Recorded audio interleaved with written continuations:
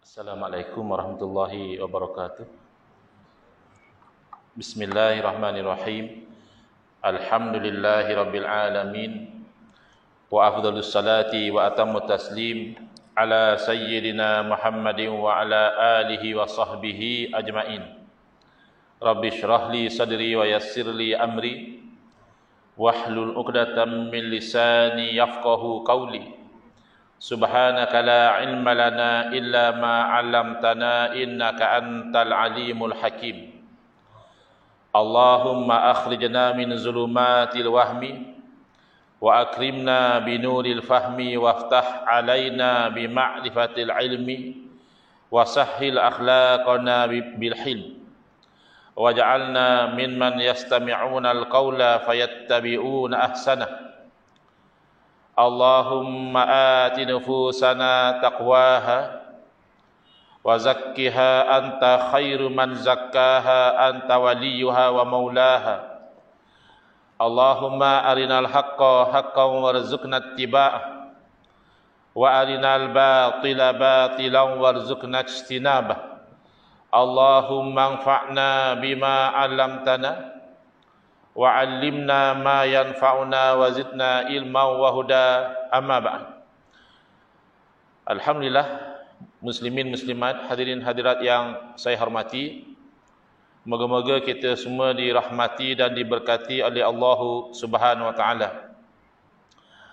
Syukur alhamdulillah pada malam ini sebagaimana yang dirancangkan, insya-Allah kita sama-sama di dalam kuliah maghrib ini melihat kepada isu pemantapan ahli sunnati wal jamaah. Demikian tajuk yang saya diamanahkan untuk berkuliah pada malam ini. Cuma tadi saya tanyalah adakah kemudahan projektor atau skrin. Jadi kata masjid ada, jadi kita bentangkan slide setakat waktu yang sesuai antara maghrib dan isyak ni. Baik, bila bercakap tentang ahli sunnati wal jamaah, bahkan bila bercakap tentang tajuk apa sekalipun, yang paling pokok adalah kita itu membawa takrif, definisi sesuatu yang kita bincangkan. Jadi oleh kerana kita bincang pemantapan ahli sunnah wal jamaah, apakah takrif atau definisi ahli sunnati wal jamaah? Perkataan ini terdiri dari 3 komponen. Pertama ahlun, kedua adalah as-sunnah, dan yang ketiga adalah al-jamaah. Ahlun ada pelbagai makna, boleh jadi ahlun dengan makna keluarga, ahlul bait, ahli keluarga. Boleh jadi ahlun dengan makna penduduk. Ahlul jannah berarti penduduk syurga. Ahlun juga boleh berarti pengikut, sebagaimana ahli sunnah berarti pengikut sunnah. Sementara as-sunnah dari segi bahasa mujarrad at-tariqah, jalan, cara ataupun jejak langkah.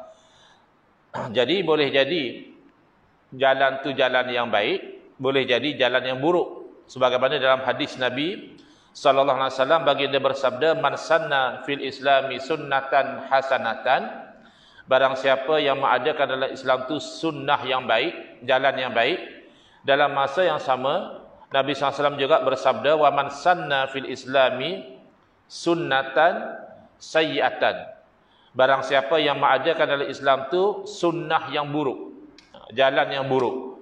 Ada juga ke sunnah yang buruk dari segi bahasa, ya. Sebab sunnah dari segi bahasa jalan. Tetapi kalau dari segi istilah, dia dikhususkan kepada jalan yang baik sahaja. Jalan yang diredai, iaitu as-sunnah lughatan at-tariqah. Sunnah dari segi bahasa jalan. Walau ghaira mardiyah, walaupun jalan tu bukan jalan yang bagus, jalan yang tidak diredai.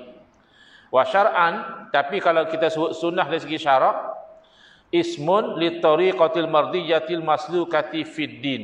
Satu nama merujuk kepada jalan yang diredai saja, yang baik saja, yang dijalani di dalam agama. Oleh siapa? Salakaha Rasulullah sallallahu alaihi wasallam, dijalani oleh Nabi sallallahu alaihi wasallam, au ghairuhu mimman huwa alamun fid din, atau jalan lain daripada Nabi yang mereka ini menjadi tokoh dalam agama.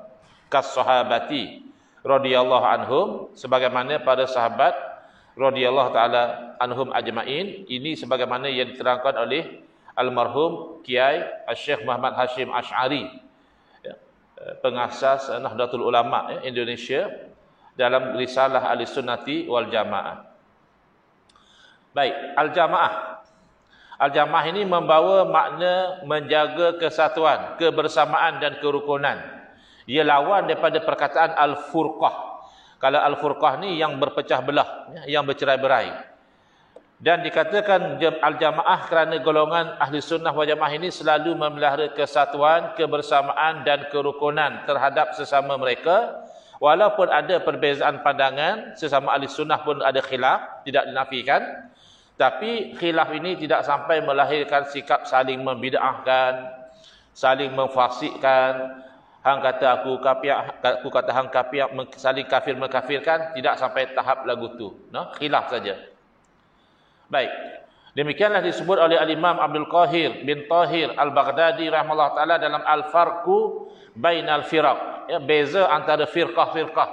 Ya, pecahan-pecahan itu beliau menerangkan Ahlus Sunnati la yukaffiru ba'duhum ba'dha. Kalau dikatakan Ahlus Sunnah, mereka itu tidak mengkafirkan oleh sebahagian akan sebahagian yang lain. Walaisa bainahum khilafun yujibu tabarri wat takfir. Tidak ada di kalangan ahli sunnah tu satu perbezaan yang membawa kepada saling berlepas diri dan mengkafirkan, tidak sampai. Ya. Wa fahum izan ahlul jamaah. Jadi layaklah mereka ini dipanggil ahli sunnati, dan juga poinnya adalah al-jamaah. Allah Taala memelihara kebenaran dan ahli kebenaran dan seterusnya. Baik. Ini hadis Nabi SAW yang menceritakan tentang perpecahan umat Islam kepada salas wa sab'ina firqah, berpecah kepada 73 pecahan.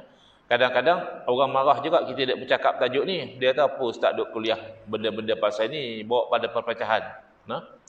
Kita tak bercakap pun dah pecah dah. Kurang-kurang kita cakap orang faham pecahan mana yang betul, pecahan mana yang perlu dielakkan. Tapi berpecah pasti. Kerana kita orang yang beriman yakin bahawa Nabi sallallahu alaihi wasallam as-sadiqul masduq. Baginda orang yang benar lagi dibenarkan oleh Allah Taala. Takkanlah baginda bagi tahu satu benda akan berlaku, tak tahu tak berlaku. Baginda Nabi sallallahu alaihi wasallam bagi tahu umat akan berpecah pada 73, tak tahu umat bersatu, tak berpecah pun, mustahil. Ya, kerana Nabi sallallahu alaihi wasallam salah satu sifat yang wajib bagi para rasul adalah sidik, ya, benar, ya, tidak berbohong. Baik, siapa ahli sunnah wal jamaah? Pertama kita kena faham dalam sejarah perpecahan umat Islam, tidak semua aliran mengaku ahli sunnah wal jamaah. Contoh, Khawarij, mereka menganggap diri mereka asyurah, ya, orang yang menjual diri untuk mendapat syurga. Khawarij ini dia selalunya memberontak lawan pemerintah. Bila lawan pemerintah, mungkin ada kemungkinan mati. Dia berkata, mati pun tak apa, kami dah dapat syurga. Kami beli syurga dengan nyawa kami. Syiah juga tidak mengaku ahli sunnah wal jamaah. Syiah lebih bangga menyebut diri mereka Syiah Ali. Kami ni puak Ali. Kami ni penyokong Ali. Kalau istilah zaman moden ni parti, ya, parti Ali. Dan kami adalah Ahlul Bait. Tapi mengaku ahli sunnah wal jamaah? Tidak. Demikian golongan Mu'tazilah. Ini pesaing kepada ahli sunnah wal jamaah satu masa dahulu. Mereka juga tidak mengaku ahli sunnah wal jamaah. Mereka menggelarkan diri mereka Ahlul Adli wat Tauhid. Golongan yang mempertahankan keadilan Allah dan keesaan Allah Ta'ala dan lain-lain. Dalam perjalanan sejarah perpecahan umat Islam, hanya dua golongan yang mengaku ahli sunnah wal jamaah. Pertama adalah jumhurul muslimin, majoriti umat Islam, Asy'ari Maturidi. Asy'ari makna yang ikut cara manhaj Imam Abu Hasan Asy'ari. Maturidi yang ikut kepada Al-Imam Abu Mansur Al-Maturidi rahmatullah alaihima. Nombor dua yang mengaku ahli sunnah wal jamaah adalah golongan minoriti, golongan sefihan, yang mana mereka itu suka menggelarkan diri mereka sendiri sebagai salafi dan dikenali juga mereka sebagai wahabi. Minta maaf kalau ada ahli Taman Tunku Sarina ni yang minat dengan wahabi. Wahabi ni hanya nisbah kepada pengasas gerakan, iaitu Syekh Muhammad bin Abdul Wahab. Habis dia nama Muhammad pasal apa dia panggil Wahab pula? Wahab pak dia. Pasal orang Arab dia biasa panggil bapa siapa atau anak siapa. Abu sekian-sekian atau Ibn sekian-sekian. Jadi bapa dia ni ulama Hambali yang terkenal di Makkah pada masa itu, maka orang lebih panggil dia Ibn Abdul Wahab. Mungkin kalau belah jitera anak Pak Wahab lah. Anak Pak Wahab. Jadi anak Pak Wahab ni dia ada pengikut. Pengikut dia ni lah yang dipanggil Wahabi. Jadi tak payah marah sangatlah macam kita panggil Syafi'i ikut Imam Syafi'i, Hanafi Imam Abu Hanifah, Maliki Imam Malik, Hambali Imam Ahmad bin Hanbal. Cuma dalam pertarungan ni, pasal apa jadi pertarungan? Asalnya secara teori tak ada masalah pun. Dua-dua ahli sunnah wal jamaah, apa salahnya?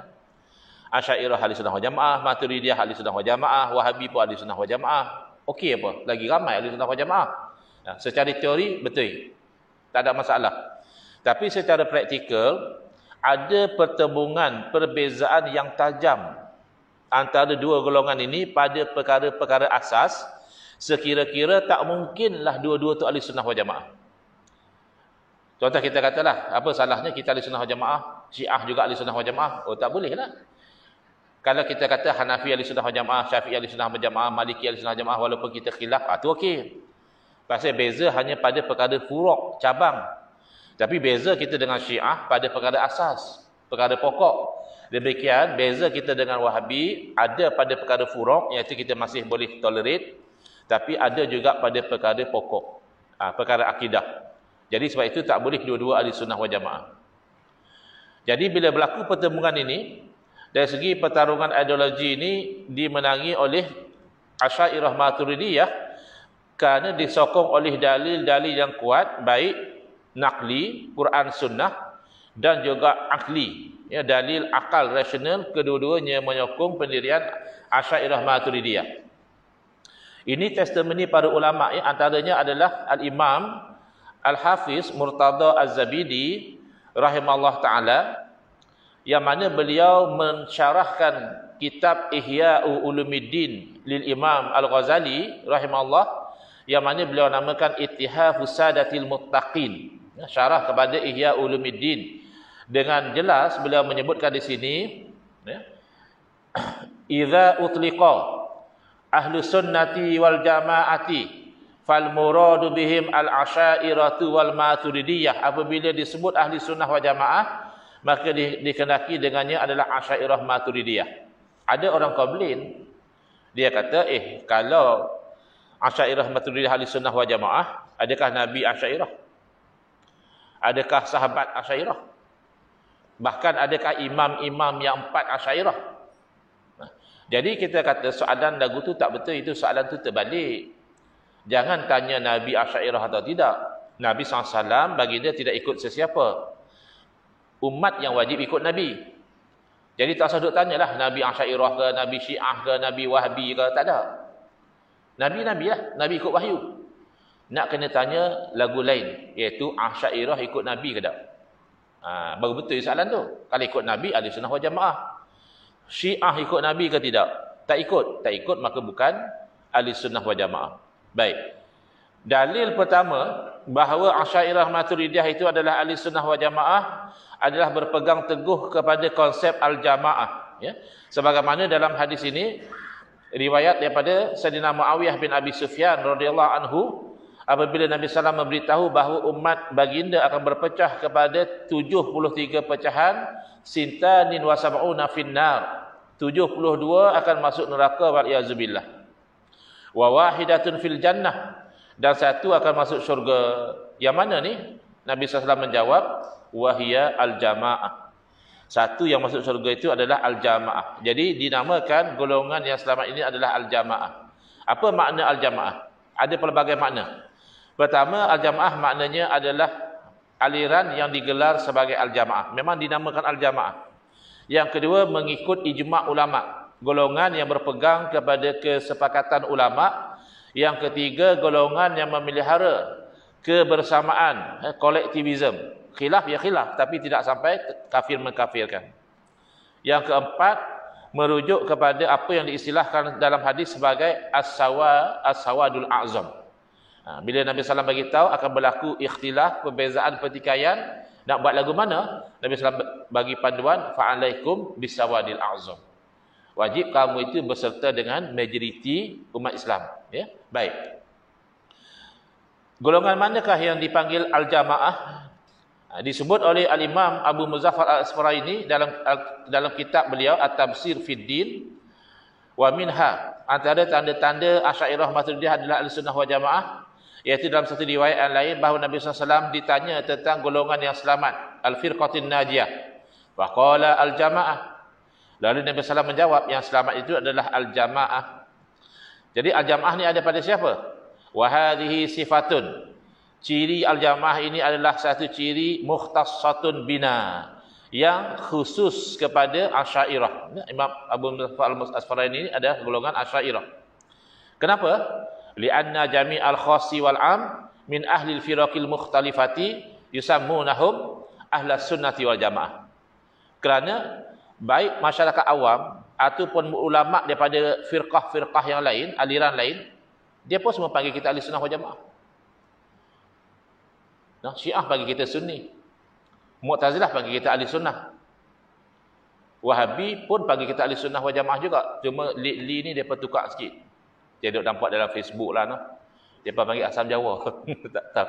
Dia tadi puak Asam Jawa lah, Asam tak pilah pada Asam Jawa ke Asam Gelugok kan. Nah, tapi dari segi pegangan yang dipanggil al-jamaah adalah Asy'ariyah Maturidiyah. Dan tak boleh nama jamaah ini mencakupi golongan Khawarij. Kerana Khawarij ni yang tinggal jamaah. Depa angkat senjata lawan jamaah umat Islam. Tak layak daripada dia dipanggil jamaah. Dan Rawafid juga tak layak. Rawafid ni Syiah. Syiah ni golongan yang terpencil lah, yang memberontak pasal depa kata hak Sayyidina Ali radhiyallahu anhu dirampas. Mu'tazilah tidak berpegang dengan ijma', dan oleh itu tidak layaklah sifat al-jamaah ini kena kepada mereka, tidak sesuai. Baik. Wahabi sekarang ni depa nak kata depa ahli sunnah. Duk bincanglah sehari dua ni macam mana ni, sama-sama ahli sunnah bergaduh juga. Asy'ariyah ahli sunnah, Wahabi ahli sunnah, pasal apa nak bergaduh? Beza sikit-sikit lah. Tak bergaduh pasal apa? Dia mai kata kita ahlul bid'ah, dia kata kita musyrikun, dia kata kita sembah kubur, dia kata kita buh capai atas kepala. Tuan-tuan, yang buh atas kepala tu kepiah. Tapi ada gambar capai. Kalau capai sungguh, kita pun tak mau buh atas kepala. Betul tak? Ke ada orang jitra buh slipper atas kepala? Tak ada lah, nak. Kalau ada pun kita kata jangan lagu tu. Slipper tempat dia di kaki. Yang ada tu kepiah. Cuma dia buh lambang capai, tak ada masalah lah, noh. Lambang masjid pun ada, bukan buh masjid atas kepala. Yang buh lambang bulan pun banyak, bukan buh bulan atas kepala, noh. Dacin ada tak? Kepiah dalam dacin tak biasa tengok. Tapi bukan dia buh dacin sungguh. Logo ya. Tak tahu ya, depa tak boleh beza logo dengan benda sebenar. Dia berkata kita ni capaliyun, golongan yang buh capai atas kepala, noh. Orang Kedah jangan lagu tu. Orang Kedah depa mengaji, depa tak lagu tu. Tempat lain lah ni. Di KL lah barangkali. Jadi Wahabi, depa nak ambil tu title ahli sunnah wal jamaah, jangan bagi. Pasal ulama tak bagi. Ulama daripada 4 mazhab menilai Wahabi adalah Khawarij. Pertama, menurut ulama Hanafiyah, ulama mazhab Imam Abu Hanifah rahimahullah taala, antaranya al-Imam Muhammad Amin yang terkenal dengan nama Ibn Abidin rahimahullah taala, dalam kitab beliau Raddul Muhtar ala Durril Mukhtar. Jelas beliau sebut ya, matlabun fi atba'i Ibn Abdul Wahhab al-Khawarij fi zamanina. Ini satu perbincangan pada pengikut-pengikut anak Abdul Wahhab, Wahabi lah. Dia itu Khawarij pada zaman kita. Adapun kata pengarang, Khawarij itu mengkafirkan sahabat Nabi. Engkau tahu bahawa ini bukan syarat Khawarij. Pasal Wahabi kata mana boleh kami Khawarij. Khawarij ini mengkafirkan sahabat Nabi. Kami tak mengkafirkan sahabat Nabi. Jadi tak boleh jadi kami itu Khawarij. Imam Ibn Abidin jawab lama dah. Imam Ibn Abidin kata mengkafirkan sahabat Nabi itu bukan syarat Khawarij. Itu hanya nak habaq Khawarij zaman Sayyidina Ali. Khawarij yang lawan Sayyidina Ali memang mereka kafirkan sahabat-sahabat Nabi. Lepas itu mereka pergi bunuh. Mereka hantar asasin ya, pembunuh upahan. Wa illa, kalau tak ambil kira zaman Sayyidina Ali, fayakfi fihim i'tiqaduhum kufra man kharaju alaihi. Cukuplah satu orang tu beraliran Khawarij kalau dia ini berkeyakinan siapa yang dilawan pasti waktu kafir. Walaupun sembahyang, walaupun pergi haji, tapi lawan kami kafir. Itu ciri Khawarij. Dan itu yang berlaku pada pengikut Ibn Abdul Wahhab. Kama waqa'a fi zamanina, sebagaimana berlaku pada zaman kita lah ni, zaman Al-Imam Ibn Abidin, ya. Fi atba'i Ibn Abdul Wahhab, pada pengikut anak Abdul Wahhab, alladzina kharaju min Najdin, yang mana mereka ni bangkit dari daerah Najad. Ya, Najad ini sekarang dinamakan semula sebagai Riyadh. Nabi SAW dah beritahu akan timbul fitnah, akan timbul tanduk syaitan daripada Najad ni. Dan ada indikasi bahawa daripada timur ini akan timbul perkara yang tak baik. Ya. Jadi timur Madinah adalah Riyadh. Nama lama adalah Najad. Dan memang beliau digelar sebagai An-Najdi, ya, orang daripada Najad.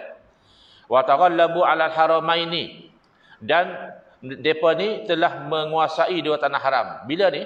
Bukanlah, dah memang depa kuasai. Dulu zaman Khilafah Utsmaniyah, depa angkat senjata. Khawarij lawan pemerintah. Jadi depa berjaya tawan Mekah dan Madinah sat. Jemaah-jemaah haji pun ada yang dibunuh. Lepas tu khalifah hantar tentera daripada Mesir. Ambil balik Mekah Madinah daripada Wahhabi. Lepas tu bila Khilafah Utsmaniyah jatuh, pecah, British bagi kepada keturunan Saud. Jadi Saud dah berjanji dengan Muhammad bin Abdul Wahhab, bahagian politik kuasa kami punya keturunan, bahagian agama hang punya keturunan. Jadi kalau Saud kita tahulah, hak jadi raja-raja kan keturunan Saud, nama Pak Arab Saudi. Yang nama Ali Sheikh. Mana ada ulama Saudi, hujung nama dia itu Al-Sheikh. Al itu makna ahli keluarga. Syekh makna Syekh Muhammad Abdul Wahhab. Itu keturunan pengasas fahaman Wahabi. Baik.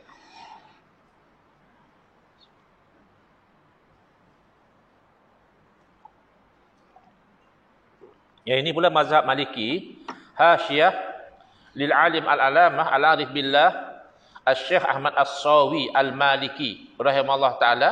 Beliau buat hasyiyah kepada tafsir Al-Jalalain ketika menafsirkan ayat Al-Quran.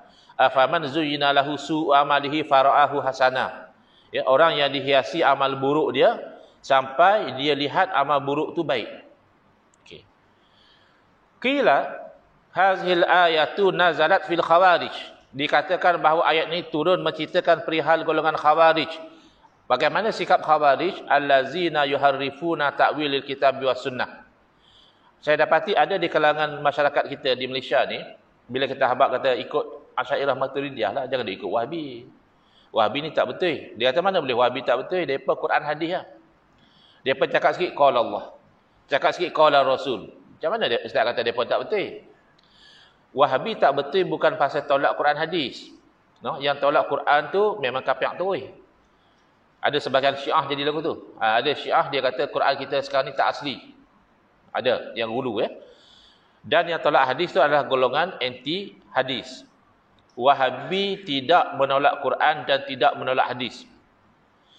Kesalahan mereka adalah pada penyelewengan tafsir. Mereka menafsirkan Quran hadis secara menyeleweng. Wa yastahilluna bidzalika dima'al muslimina wa amwalahum. Bila mereka salah tafsir Quran hadis, ayat yang turun pada orang musyrikin mereka pakai pada orang Islam, mereka syirikkan orang Islam, lalu mereka menghalalkan darah. Ini dalam sejarah tercatat. Wahabi pada masa awal kebangkitan itu mereka membunuh ribuan umat Islam. Ada sebahagian berjaya lari, ada yang sampai ke tanah Melayu. Ada di Terengganu saya jumpa cicit kepada almarhum Syekh Abdullah Az-Zawawi, mufti mazhab Syafi'i di Makkah yang dibunuh oleh Wahabi. Jadi keturunan dia lari ke Malaysia, yang cicit dia itu masih ada lagi. Dia ceritalah moyang dia itu dibunuh oleh Wahabi lepas sembahyang asar. Ya. Baik.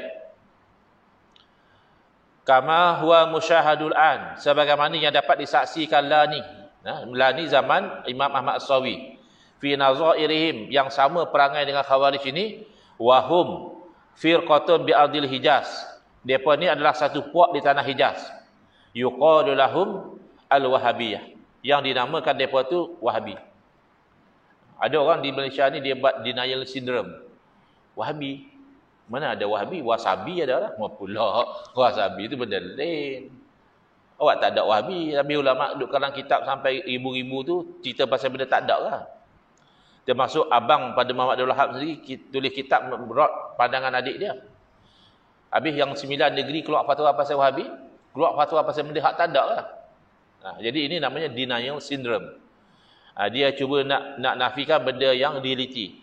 Wahum firqatu bi adil Hijaz yuqalu lahum al-Wahabiyah, ini dipadamkan dalam cetakan baru. Depa hazah, tak ada.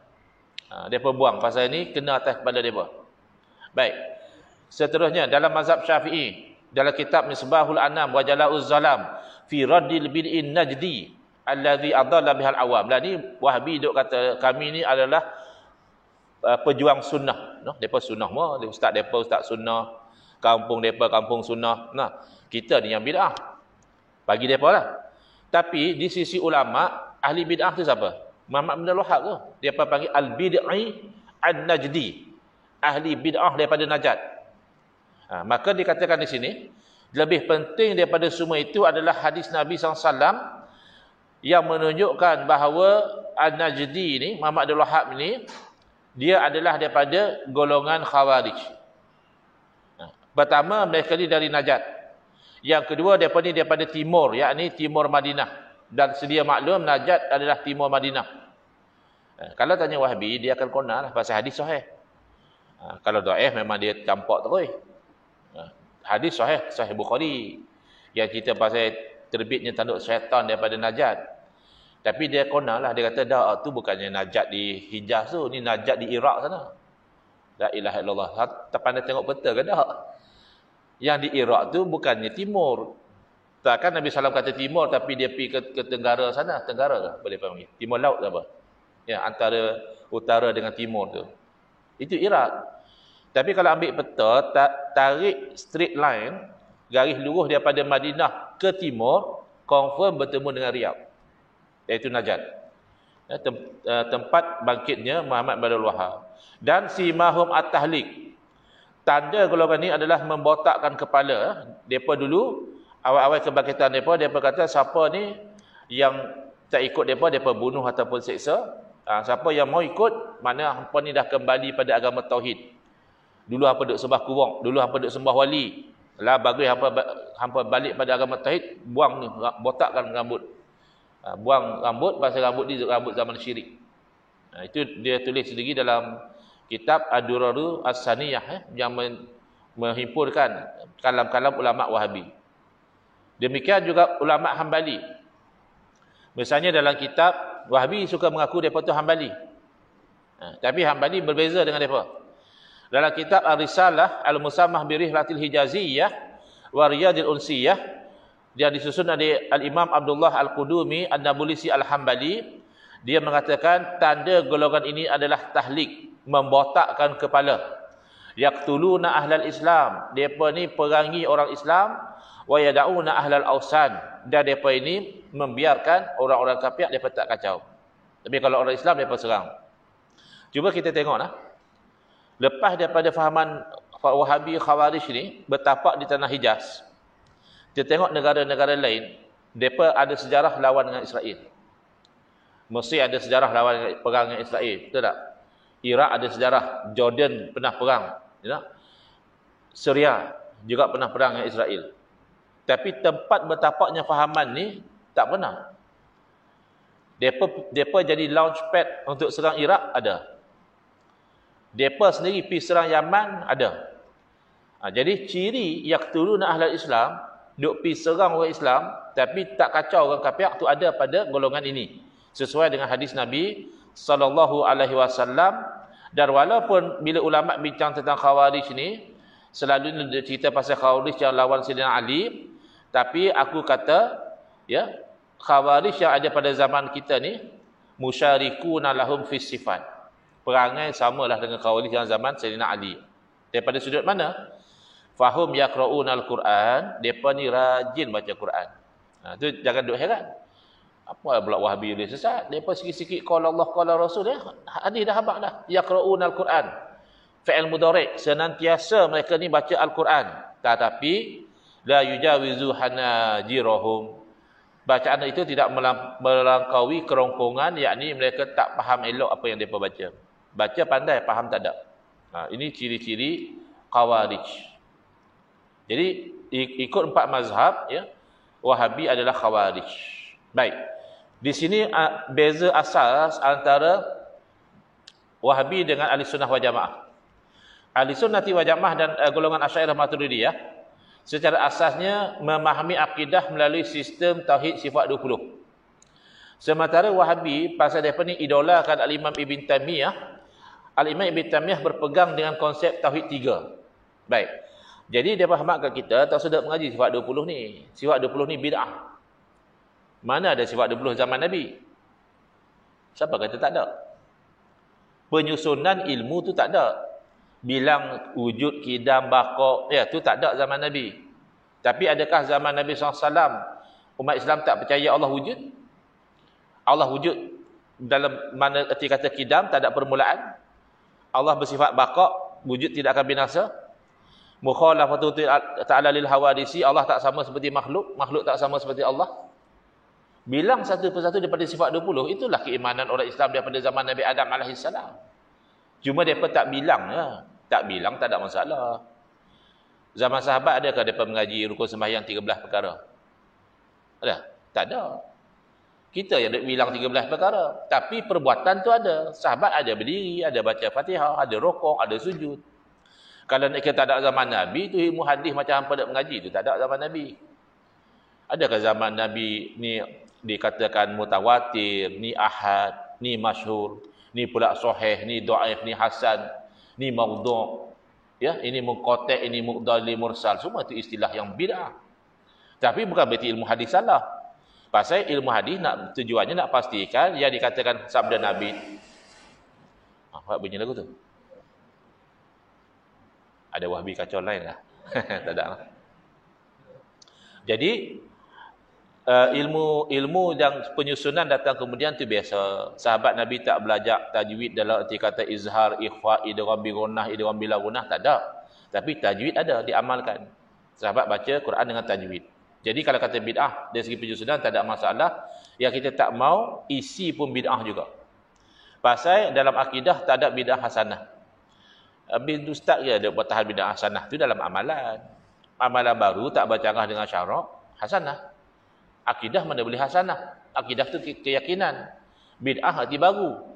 Bid'ah dalam akidah artinya akidah kita berlain daripada akidah Nabi.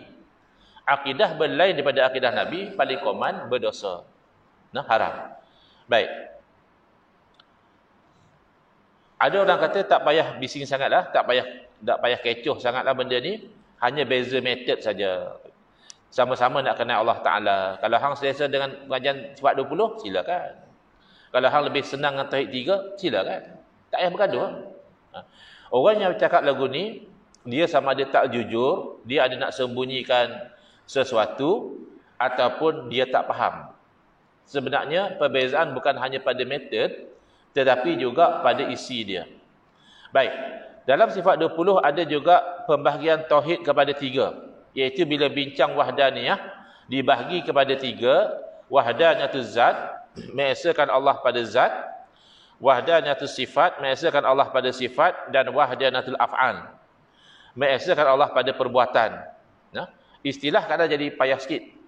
Menafikan kam munfasil pada zat, menafikan kam muttasil pada zat. Tak apalah kalau istilah buat pening saja. Kita ingat tak ada zat lain pada Allah sama seperti Allah. Kan mudah faham. Dan zat Allah bukannya tersusun daripada banyak-banyak juzuk, bercantum jadi Allah, bukan. Itu makna mengesakan Allah pada zat. Mengesakan Allah pada sifat, pertama berarti tidak ada yang lain daripada Allah bersifat sama seperti Allah, tak ada. Kat sini kena terang sedikit. Ada orang dia kadang-kadang confuse. Dia kata, macam mana pula tak ada Ustaz? Tidakkah Allah bersifat sama mendengar? Kita pun ada sifat sama juga. Allah ada sifat kudrah. Kita juga ada sifat kudrah. Ustaz kata tak ada yang sama. Jadi jawapan kita, sama hanya pada lafaz.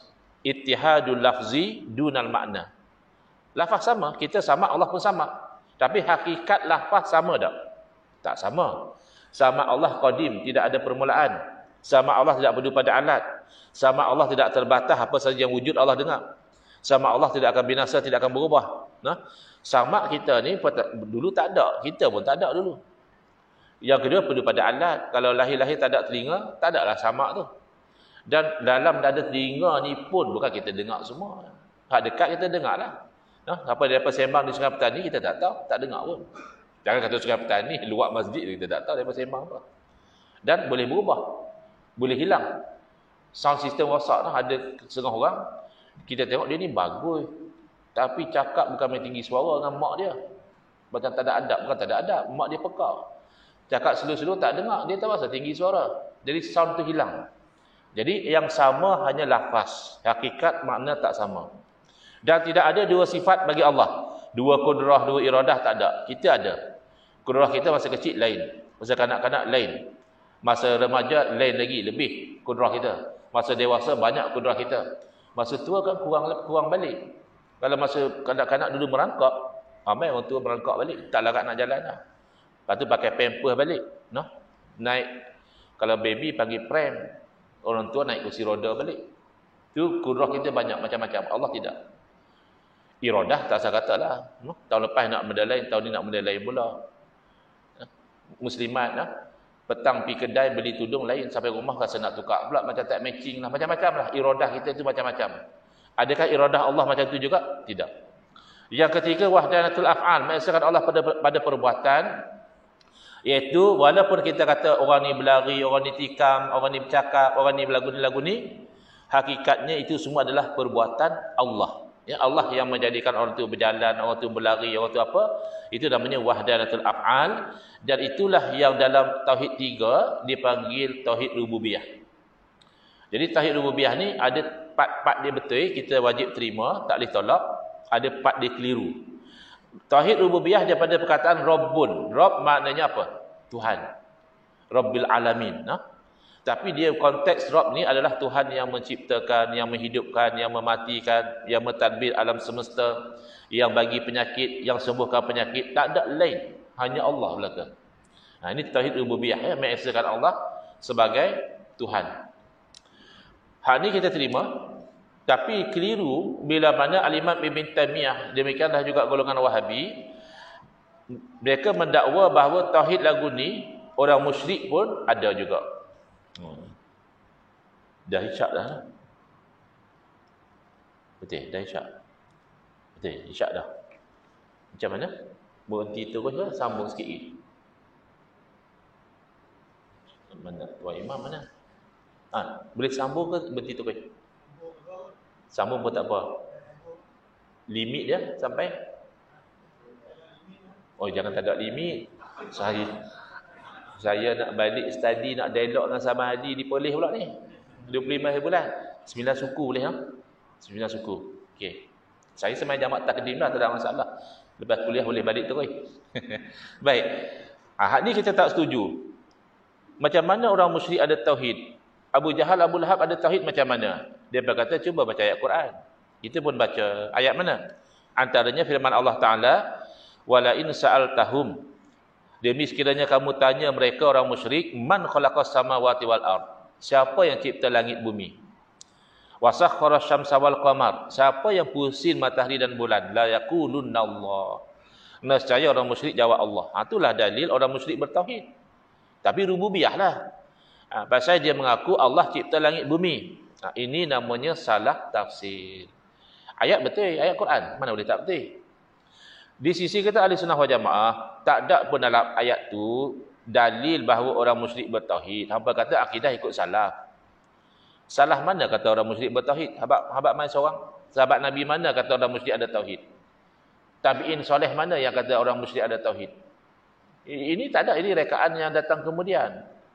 Jadi di sisi kita ayat itu membuktikan orang musyrik. Nama pun musyrik. Musyrik mana syirik? Tauhid mana lawan pada syirik? Tak tahu dia musyrik tapi dia bertauhid. Jadi kita bagi tahu ini ayat membuktikan orang musyrik dalam kesyirikan mereka sebenarnya tak ada hujah. Pasal apa dia persembah berhala? Hadza ma wajadna alaihi aba'ana. Kami sembah berhala pasal lagu ni lah kami tengok tok nek kami duk buat. Jadi suruh tinggal sembah berhala kami tak mau. Ini amalan nenek moyang, kita kena ikut. Boleh ikut ramalan nenek moyang, tapi dengan syarat ada dalil. Jadi orang musyrik dia ikut ramalan nenek moyang tak ada dalil. Bila kita tekan hampir sembah berhala ni, awak berhala ni kan cipta langit bumi. Dia memang tak boleh jawab ya. Dia pun tahu tak betul. Kan? Dia sendiri yang bentuk-bentukkan berhala tu, tak tahu berhala cipta langit bumi, dia pun tahu tak betul. Jadi dia nak tak nak dia mengaku kata Allah. Adakah dia bertauhid? Baca ayat tu bagi habis. Fa anna yufakun. Lalu lepas tu ke manakah mereka tu dipalingkan? Buka kitab tafsir ai ila syirki. Mereka dipalingkan pada syirik juga. Pasal taksub dengan amalan tok nek depa. Dalam surah Hud nak tahu iktikad orang-orang musyrik tentang berhala mereka, mereka berkata kepada Nabi Hud alaihi salam, innaqulu illa taraka ba'du alihatina bisu. Kami bukan nak kata apa wahai Hud, nak habaq kata hang ni dah dikenakan penyakit gila oleh sebahagian daripada berhala-berhala kami. Jadi dalam iktikad orang musyrik, berhala dia boleh bagi penyakit. Oleh itu boleh sembuhkan penyakit, boleh bagi rezeki dan sebagainya. Maka mendakwa orang-orang musyrik juga bertauhid ini batil. Ini pertama dalam tauhid 3. Yang kedua adalah tauhid uluhiyah, iaitu daripada perkataan ilah. Apa makna ilah? Ya Tuhan juga. Tapi membawa konotasi Tuhan yang disembah. Di situ ahli sunnah wal jamaah, ya Rabb, ilah juga Rabb. Dia pun cuba membezakan. Dia berkata boleh orang tauhid Rabb, tapi syirik ilah, iaitu sembah lain pada Allah. Tuhan yang sebenar ialah Tuhan yang berhak disembah. Adapun tauhid berarti beribadah sembah hanya pada Allah saja, tidak syirik. Ini betul ya. Hak ni kita tak boleh nak argue betul ya. Sembah lain pada Allah takkan tak syirik. Jangan kata sembah batu kayu, sembah malaikat syirik. Sembah nabi syirik. Cuma masalahnya kita pergi kubur, angkat tangan berdoa kepada Allah, dia kata sembah kubur. Itu yang kita tak setuju. Kita di label kuburiyun dengan makna penziarah kubur, kita tak ada masalah. Ziarah kubur tu sunnah. Tapi bila dia label kita kuburiyun, maksud dia apa? Penyembah kubur.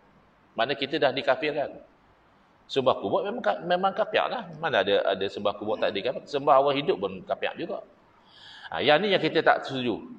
Atas nama tauhid uluhiyah, dia berkata tawasul tak boleh, tabaruk hanya tertentu saja, istighasah ada yang syirik jadi kafir terus. Yang ini kita tak setuju. Satu persatu.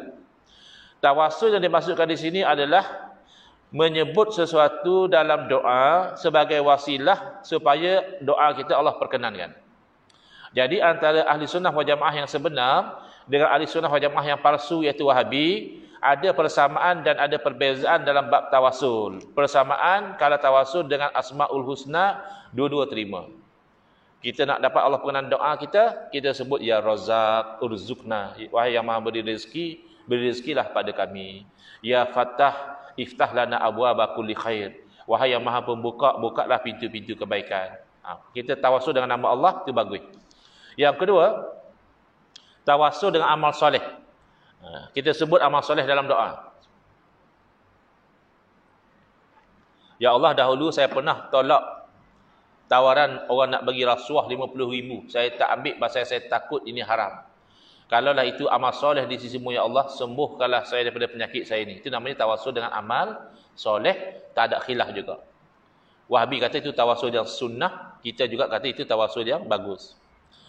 Mula jadi goyang Wahabi ni bila masuk tawasul dengan orang soleh. Dan tengok jenis Wahabi juga. Dia cepat goyang, Wahabi baru na'ab lah. Wahabi mengaji, dia kemas sikit. Wahabi baru na'ab ni, tawasul dengan orang soleh tu dia bangkang dah. Pasal dia kata syirik. Pasal apa syirik? Han tawasul dengan orang soleh, maknanya han jadikan orang soleh tu perantaraan. Menjadikan makhluk sebagai perantaraan dengan Allah tu syirik. Yang tak syirik, han terus minta dengan Allah lah, tak ada tawasul. Ini memang terlalu lah. Wahabi mengaji, dia tak kata lagu tu. Pasal menjadikan makhluk sebagai wasilah, kalau han kata syirik, tawasul dengan amal soleh, syirik juga. Amal soleh itu makhluk. Wallahu khalaqakum wa ma ta'malun. Allah ciptakan kamu tu makhluk Allah. Wa ma ta'malun. Dan apa yang kamu amalkan pun makhluk Allah. Hang kata tawasul dengan amal soleh, satu jenis makhluk boleh. Mai makhluk lain namanya orang soleh, syirik. Mana ada lagu tu? Maka Wahabi yang mengaji lain. Wahabi yang mengaji dia kata macam mana? Dia kata tawasul boleh, tak ada masalah. Cuma dengan syarat kita tawassul tu dengan orang soleh yang masih hidup. Tak apa, yang tu tak syirik. Sama ada kita sebut nama dia dalam doa ke, kita suruh dia berdoa bagi pak kita ke, hak tu tak apa. Yang tak boleh adalah dia kalau tawassul dengan orang mati, kita tawassul dengan Nabi SAW, dengan Syekh Abdul Qadir Jalani, ya. Hak itu dia kata khilaf. Yang rajih haram. Yang kuat adalah haram. Ini tak betul. Sebenarnya bukan khilaf. Ijma' ulama' tak kurang daripada 700 tahun. Tak ada satu ulama' pun yang petikai bab tawassul ni.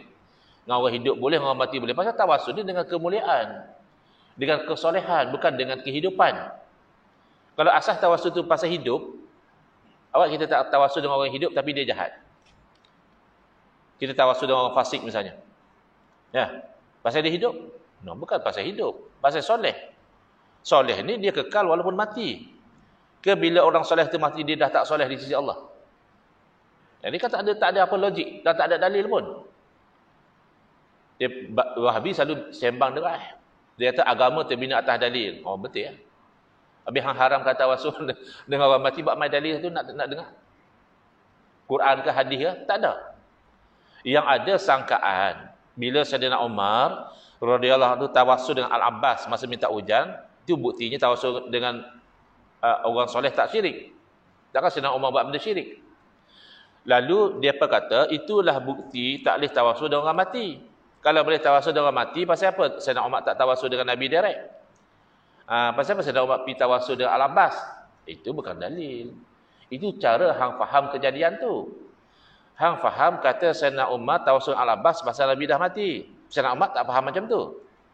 Saidina Umar faham macam mana? Saidina Umar ceramah pada orang ramai dalam kejadian tu. Saidina Umar kata, dulu masa Nabi SAW masih hidup, Nabi tengok pada Al-Abbas ni macam anak tengok pada pak.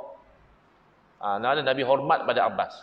Maka ikutlah sunnah Nabi kamu, hormat pada Al-Abbas. Jadi tawassul Al-Abbas tu pasal hormat. Bukan pasal hidup mati. Dan Al-Abbas sendiri pun bagi tahu begitu. Dia kata orang ramai tawassul dengan aku kerana kedudukan aku di sisi Nabi. Bukan pasal aku masih hidup. Jadi Wahabi suka hati dia. Dia kata ikut salaf. Baik, salaf faham lagu mana? Siapa yang paling salaf berbanding sahabat Nabi? Tak ada. Sahabat Nabi ya salaf sekali. Sahabat Nabi bernama Utsman bin Hunayf radhiyallahu anhu ajar doa tawassul pada satu orang lelaki zaman Sayyidina Utsman bin Affan jadi khalifah. Mana lama selepas Nabi wafat masih lagi sahabat ajar tawassul untuk diamalkan. Soalan. Agak-agak siapa yang faham akidah lebih baik? Sahabat Nabi ke Wahabi? Jelaslah sahabat Nabi. Baik. Syakna, tak habis. Tabaruk. Nah, tabaruk ni saya tengok ringan sikit. Beza ahli sunnah dengan Wahabi bab tabaruk ni tak serius sangatlah. Pun tengok juga. Sama juga kalau Wahabi baru nak up, dia tabaruk boleh atas syirik juga. Dia tak apa, ambil berkat ni. Makhluk bukan ada apa pun. Memanglah makhluk hakikatnya tak ada apa. Allah yang jadikan keberkatan tu. Tapi Wahabi yang mengaji biasa dia tak petikai sebab tabaruk ni sabit dalam hadis dalam Quran. Dalam hadis antaranya Nabi SAW bila berwuduk, air wuduk Nabi itu akan ditadah oleh para sahabat. Mereka sapu ke muka dan juga ke badan ambil berkat. Kalau tak boleh, pasti Nabi larang. Sebab buat benda yang haram. Kemudian Nabi SAW sendiri bila tahallul, Nabi minta supaya rambut baginda tu dibahagi-bahagikan kepada sahabat. Apa faedah rambut kalau bukan untuk tabaruk? Kalau baju kita boleh kata boleh pakai, no? Selimut boleh buat selimut. Rambut nak buat apa? Bahkan sahabat faham untuk tabarruk. Antaranya Sayyidina Khalid bin Al-Walid radhiyallahu anhu letak rambut Nabi SAW dalam kain serban 3 helai dan Khalid Al-Walid bagi tahu pada orang ramai, semenjak daripada saya letak rambut Nabi ni senantiasa Allah beri kemenangan kepada saya. Baik, soalan. Yang bagi kemenangan Allah atau rambut? Ya Allah. Habis yang letak rambut dalam kain serban itu namanya tabarruk, ambil berkat. Dalam Al-Quran seorang Nabi, iaitu Nabi Ya'qub alaihissalam, ketika diuji dengan masalah mata, kita tahu kisah ni, baginda tabaruk dengan baju seorang Nabi yang lain, itu anak kandung baginda sendiri. Nabi Yusuf alaihissalam diusap ke muka, sembuh Allah bagi. Yang sembuhkan mata Nabi Ya'qub, Allah ke baju? Ya Allah. Habis yang jenuh duk pergi usap tu, itu namanya tabaruk. ambil berkat, ambil kebaikan. Jadi saya tak nampak Wahabi yang mengaji, dia kata tak boleh ambil berkat dengan peninggalan Nabi, saya tak jumpa. Dia kata boleh. Bahkan kadang dia derah lagi, dia kata, kalau betul rambut Nabi, aku mula-mula sekali pergi tabaruk. Alhamdulillah. Okey ya. Cuma dia kata tak boleh tabaruk dengan kesan orang soleh. Nabi ya, ini khusus untuk Nabi ya. Nabi tabaruk dengan baju Tok Guru Hang tu tak boleh. Itu dia tak suka yang pergi mandi ayat Telaga Gunung Jerai. Pasal yang pergi mandi tu banyak sebab lah. Satu, mandi air gunung kan lagi segar, lagi bersih, tak ada klorin. Yang kedua, dekat dengan tempat mereka nak pergi ziarah kubur tu. Kalau mandi awal di rumah pun boleh, lagi berpeluh balik. Yang ketiga, pasal katanya telaga tu digali oleh satu orang soleh, ulama, Telaga Tok Syekh. Tok Syekh ni soleh. Di sisi kita, kalau betul itu Telaga Tok Syekh, kita boleh tabaruk. Pasal itu asar solihin. Imam Nawawi rahimahullah ta'ala ketika menerangkan hadis yang mana sahabat ambil jubah Nabi, kalau ada orang sakit basuh bagi buat rawatan orang sakit, Imam Nawawi kata inilah dalil boleh ambil berkat daripada asar solihin. Peninggalan orang soleh kita boleh ambil berkat. Wahabi tak terima. Syekh Bebas kata hanya khusus untuk Nabi saja. Jadi khilaf lah. Tapi tak serius sangat lah. Yang serius istighosah. Istighosah. Di semua negeri di Malaysia, dalam undang-undang setahu saya, memang undang-undang Islam ni adalah Ahli Sunnah wal Jamaah.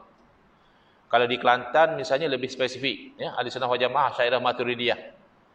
Kalau di Melaka pun baru masukkan Asy'ariyah Maturidiyah. Tapi negeri lain paling common pun dia kata Islam Ahli Sunnah wal Jamaah, termasuk Perlis. Hampa syok dia kata Perlis Wahabi lah. Buka undang-undang dia kata Ahli Sunnah wal Jamaah. Dia tak tahu Wahabi. Raja Perlis banyak kali dah habaq lah. Perlis tak amaikan Wahabi. Alhamdulillah, mana raja pun tahu Wahabi ni tak betul. Lepas tu dia kata Perlis tak amai Wahabi. Kalau Wahabi bagus, kita pun nak mengaku. Betul tak? Jadi, semua kata Ahli Sunnah wal Jamaah. Jadi, oleh itu bila nak apply tauliah, dia tak mau aliran lain. Aliran lain pada Ahli Sunnah wal Jamaah, tak boleh dapat tauliah. Saya biasa dapat surat tauliah tu, syaratnya tak boleh mengajak lain daripada Ahli Sunnah wal Jamaah. Dan tak boleh sentuh sultan lah. Pasal sultan ketua agama. Itu biasanya dalam surat tauliah standardnya macam tu. Lalu oleh kerana itu, sebahagian daripada yang Wahabi ni, yang Syiah ke, masa nak ambil tauliah, dia pun taqiyah. Bila dia dapat detect isu tu boleh beza Wahabi Ahli Sunnah, dia taqiyah. Ni apa pandangan ustaz amalan baca Yasin malam Jumaat? Apa salah baca Yasin, bagus baca Quran. Dia taqiyah. Apa pandangan ustaz kalau buat tahlil arwah? Tahlil tu kan la ilaha illallah, boleh, tak ada masalah tahlil. Dia kona. Tapi hak ni istighosah ni saya belum jumpa Wahabi yang sanggup taqiyah.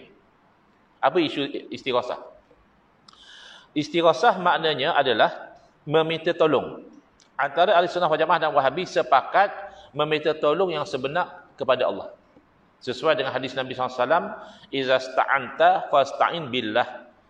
Bila hampa minta tolong dengan Allah. Itu hakikat. Habis tak boleh minta tolong dengan makhluk lah. Sepakat juga Ahli Sunnah wal Jamaah dan Wahabi boleh minta tolong dengan makhluk dan ada kalanya tak boleh. Haram, bahkan syirik. Setakat tu masih sepakat lah. Kalau dengan Allah memang itu hakikat. Kalau dengan makhluk ada yang haram dan syirik, ada yang dibenarkan. Okay. Yang mana haram, yang mana boleh, di situ berbeza. Ahli Sunnah wal Jamaah dengan Wahabi berbeza tentang tu. Di sisi Ahli Sunnah wal Jamaah, minta tolong dengan makhluk apa sekalipun, mulia atau tidak, hidup atau mati, haram dan syirik kalau dengan iktiqad makhluk yang beri bukan Allah. Kita jumpa doktor. Doktor hidup lagi. Doktor tu bagus. Kita kata doktor tolong sembuhkan penyakit saya tak tahan dah. Sakit banyak tahun dah. Syirik tak? Tengok iktiqad dia. Kalau dia tahu, saya tahulah Allah yang bagi sembuh. Tapi ini hanya ikhtiar, tak syirik. Tapi kalau dia kata, memang doktor yang bagi sembuh. Saya minta doa dengan Allah 5 tahun dah. Tak sembuh pun. Doktor rawat saya seminggu sembuh. Memang doktor yang bagi sembuh, bukan Allah. Syirik. Tak kisah doktor masih hidup ke, doktor mati, kita tak pergi lah. No? Tapi Wahabi lain. Wahabi dia kata, minta tolong dengan orang hidup tu tak apa. Tapi bila minta tolong dengan orang mati saja, tak kisahlah Nabi ke, wali ke, syirik. Ni tak ada taqiyah. Saya belum jumpa Wahabi taqiyah. So mungkin boleh tanyalah yang mana taqiyah kuat tu, kalau istighosah orang mati lagu mana? Biasa dia akan kata syirik akbar. Syirik yang betul-betul syirik betulnya. Bukan syirik khafi macam riak, bukan. Syirik yang besar, mukhrijun anil millah.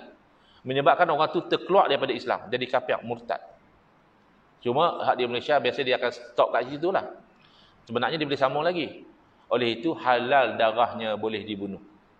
Itu belum lagi kat Malaysia, tak keluar. Tapi understood. Bila murtad, kira hukumannya hukuman mati. Jadi hal ni tak betul lah. Tak ada dalil dan bercanggah dengan amalan para sahabat, ataupun sekurang-kurangnya para sahabat tak larang. Dalam Fathul Bari, Syarah Sahih Bukhari, Al-Imam Ibn Hajar Asqalani rahimahullah ta'ala membawa dengan sanad yang sahih bagaimana satu orang pergi ke makam Nabi SAW zaman Sayyidina Umar, istighosah dengan Nabi. Dia kata, ya Rasulullah, istasqi li ummatik. Wahai Rasulullah, Nabi dah wafat. Wahai Rasulullah, tolonglah minta hujan buat umatmu. Lalu tak lama dia terlena di sisi makam. Dia bermimpi, didatangi oleh Nabi SAW dan Nabi pesan sampaikan salam pada Sayyidina Umar. Ada beberapa pesanan. Lalu dia jumpa dengan Sayyidina Umar, cerita lagu ni. Sayyidina Umar jawab salam dan sambil mengalirkan air mata. Dan Sayyidina Umar kata, saya tidak akan cuai menjalankan pesanan Nabi. Kalau dah syirik, kalau Sayyidina Umar tak larang dia. Sayyidina Umar tu orang yang keras, bab agama dia tegas. Tak tahu hamba Allah ni buat benda syirik, Sayyidina Umar relax, jawab salam macam tu saja. Tak mungkin. Ini adalah salah sangka, salah fahaman golongan Wahabi tentang konsep tauhid dan syirik. Dia tak boleh beza antara sebab dan hakikat. Benda sebab dia kata hakikat jadi syirik. Di sisi ahli sunnah, hakikat Allah belaka. Tak percaya, tengok dalam Quran Allah berfirman apa? Qul la amliku li nafsi naf'an wala dharra. Katakanlah wahai Muhammad, aku tak milik untuk diri aku sendiri sebarang manfaat atau mudarat. Bila tu Allah perintah Nabi habaq lagu tu bila? Masa Nabi hidup lagi. Berarti kalau hakikat, masa Nabi hidup pun Nabi tak boleh buat apa. Untuk diri baginda sendiri tak boleh buat apa. Untuk orang lain tambah lagi. Macam tu kira Nabi tak ada apa-apa kebaikan. Mana pula? Kita cakap tadi hakikat. Asbabnya mana? Illa masya Allah. Kecuali apa yang Allah Ta'ala kendaki, dan jelas Allah kendaki Nabi SAW menjadi sebab kepada kebaikan, paling besar sekali tauhid, Islam, iman, dan menolak banyak kemudaratan, yang paling besar sekali menolak syirik. Jadi Nabi jadi sebab. Baik, kita tengok lagi. Syirik tidak kalau kita kata kita ni diberi hidayah oleh Nabi. Nabi beri hidayah pada kita, syirik tak? Kalau secara hakikat, ia syirik. Dan bercanggah dengan firman Allah. Allah berfirman, innaka la tahdi man ahbabta. Engkau wahai Muhammad tidak boleh bagi hidayah pada siapa yang kau kasih. Walakinna Allah yahdi man yasha. Allah yang bagi hidayah pada orang yang Allah kehendaki. Tapi kalau secara asbab, kita kata Nabi SAW bagi hidayah kepada kita, yakni Nabi lah sebab kita dapat hidayah, tak syirik. Dan selari dengan firman Allah, innaka la tahdi ila siratim mustaqim. Sesungguhnya engkau wahai Muhammad benar-benar memberi hidayah kepada jalan yang lurus. Jadi satu hakikat, satu asbab. Okey. Baik, ada lagi 5 minit. Ada lagi beberapa minit sebelum silang suku. Jam tu lambat sikitlah. Jam atas tu 9.10. Jam saya dah 9.13. Ikut jam masjid lah, bagus sikit. Okey, jadi yang tentang tauhid uluhiyah ni saya tutup dengan firman Allah Taala. Allah berfirman, "Wa ma ramaita id ramaita walakinnallaha rama." Bukan kamu yang melontar ketika mana kamu melontar. Pelik tak? Allah kata bukan kamu yang melontar, tapi ketika kamu melontar. Mana satu hak betul? Bukan melontar ke melontar? Mesti dua-dua betul. Pasal dua-dua ayat Quran. Tapi kena faham dengan konteks yang tepat. Wa ma ramaita khalqan id ramaita kasban walakinnallaha rama haqiqatan. Bukan kamu yang melontar secara menciptakan pelontaran, bukan, Allah yang menciptakan. Ketika kamu melontar secara usaha dan ikhtiar. Yang pertama menafikan qadariyah, yang kedua menafikan jabariyah. Yang ketiga mengisbatkan ahli sunnah wal jamaah, walakinnallaha rama haqiqatan, hakikat wahdanatul af'al, Allah yang melontar. Tak ada konflik apa-apa. Satu hakikat, satu asbab. Baik. Yang ketiga, Tauhidul asma' wa sifat, tak ada masalah belajar nama Allah, belajar sifat Allah, kita ahli sunnah wal jamaah terima. Yang kita tolak adalah atas nama asma' wa sifat duk pi faham ayat mutasyabihat dengan makna yang zahir. Maka keluarlah lah ni idea Allah duk atas langit. Duk atas aras lah, pasal aras tu duk di langit, jadi Allah tu fis sama. Habis dalam hadis kata 1/3 malam Allah turun ke langit dunia. Turun sungguh. Behang kata Allah tak aras. Tak aras kosong lah Ustaz. La ilaha illallah lagu tu. Jadi Allah ni jadi duk turun naik lah pada langit dunia. Sat duduk atas aras. 1/3 malam turun ke langit dunia. Betul ya? Kita pegang Quran hadis.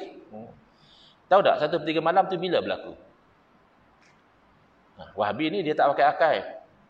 Dia faham Quran buta tuli macam tu.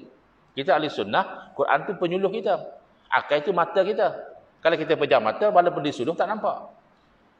Kalau Mu'tazilah, dia duduk berjalan dalam gelap. Dia ketepikan Quran hadis hanya pakai akal semata. Tak ada juga. Baik.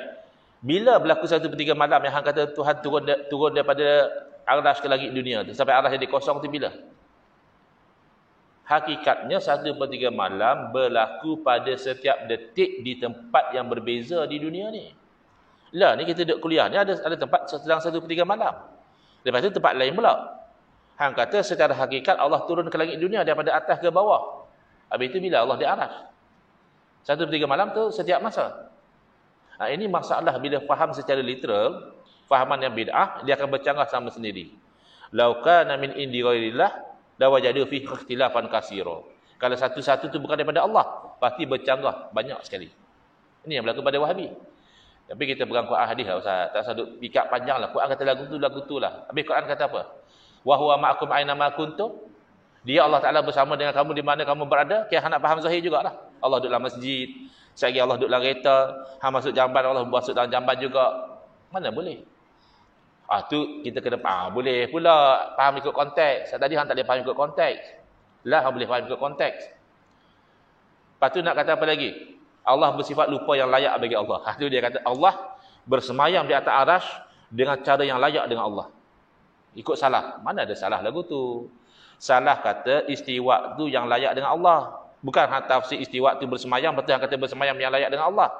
Kalau begitu, berdasarkan ayat Al-Quran, nasullaha fanasiyahum. Mereka lupa akan Allah, lalu Allah lupa akan mereka. Maka Allah bersifat lupa, tapi lupa yang layak dengan Allah lah. Adakah lupa yang layak dengan Allah? Tak ada. Tak ada ahli tafsir yang tafsirkan begitu. Lupa di situ mana Allah azab mereka. Bukan Allah lupa. Dan yang terakhir, lepas masa pun jam masjid pun dah 9 suku dah. Yang terakhir adalah, cuba lihat dalam hadis sahih, hadis qudsi, Allah sendiri takwil. Wahabi ta'assub kepada Imam Ibn Taymiyah mengenepikan uslub Allah. Imam Ibn Taymiyah tak terima takwil. Pasal dia kata tak ada majaz. Tak ada metaphorical dalam Quran. Tak ada pasal apa? Quran bahasa Arab. Bahasa Arab ada majaz, ada hakikat. Ada metaphorical, ada yang hakiki, actual. Cuba lihat dalam hadis kursi tersebut, Allah berfirman kepada hambanya, ya ibna Adam, maridtu falan ta'udni. Wahai anak Adam, hari itu aku sakit, tak mai ziarah aku pun. Maka oleh kerana berpegang dengan hadis, kita kata Allah sakit yang layak dengan Allah Ta'ala. Adakah sakit yang layak dengan Allah? Sakit itu kekurangan. Mana boleh layak dengan Allah? Maka dalam hadis tersebut Allah sendiri takwil. Bila hamba tu tanya, ya Allah macam mana aku mau ziarah kepada kamu? Allah takwil, Allah kata apa? Marida abdi fulan. Sakit hamba aku si fulan, hang tak ziarah. Mana marid tu adalah majaz kepada hamba aku sakit. Kalau hang pergi ziarah dia, saya hang dapati aku berada di sisinya. Tu hang lagu mana tu? Kata Allah atas arasy. Lah Allah berada di sisi orang sakit, mana di hospital atau di rumah orang sakit? Tak mungkin. Maka ayat mutasyabihat ahli sunnah tanzih tidak menyamakan Allah seperti makhluk, sama ada ikut salah, serah bulat-bulat pada Allah Ta'ala, atau ikut sebahagian khalaf, maknanya tak bercanggah dengan syarak, dengan akidah kita terima. Istawa dengan mana istaula menguasai, tak bercanggah dengan akidah, kita masih boleh terima. Wallahu alam. Saya baru habis cover slide yang 41 daripada 236 slide. Pasal cerita Wahabi ni panjang. Belum isu pasal bid'ah lagi pasal itu ini. Setakat itu saya harap moga-moga bermanfaat. Tuan Imam tutup terus ke nak buka juga pada sesi soal jawab?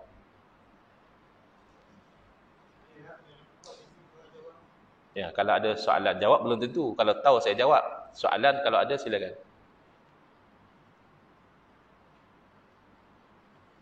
Ada tuan-tuan kalau ada soalan? Ya, silakan tuan. Waalaikumsalam.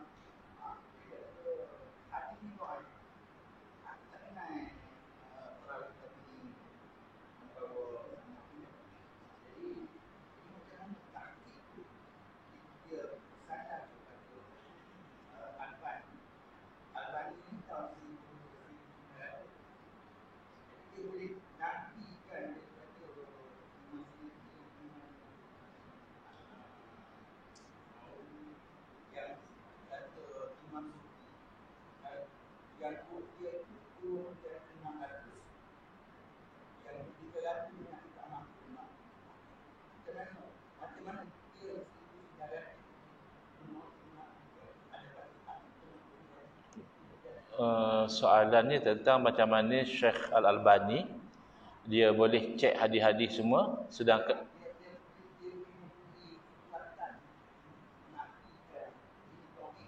okey.